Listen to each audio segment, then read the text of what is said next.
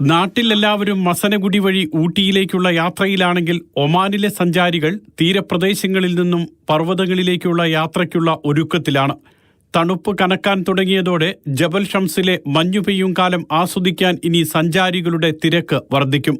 ഒമാനിലെ ഏറ്റവും ഉയരം കൂടിയ മലനിരയാണ് ജബൽ ഷംസ്. തണുപ്പെത്താൻ വൈകിയതിനാൽ ഇതുവരെ ഈ മേഖലയിലേക്ക് സഞ്ചാരികൾ എത്തിത്തുടങ്ങിയിരുന്നില്ല.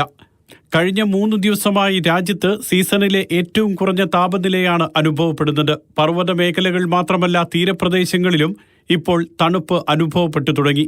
പകൽ സമയത്തു പോലും തണുത്ത കാറ്റാണ് വീശുന്നത്. രാജ്യത്തിന്റെ പല ഭാഗത്തും ചാറ്റൽ മഴയും അനുഭവപ്പെട്ടു. തണുപ്പെത്തിയതോടെ വാരാന്ത്യങ്ങളിൽ ടൂറിസ്റ്റ് കേന്ദ്രങ്ങളിലും ബീച്ചുകളിലും തിരക്ക് വർദ്ധിച്ചു. ജബൽ ഷംസിൽ 0.9 ഡിഗ്രി സെൽഷ്യസാണ് ഇന്ന് രാവിലെ രേഖപ്പെടുത്തിയ താപനില.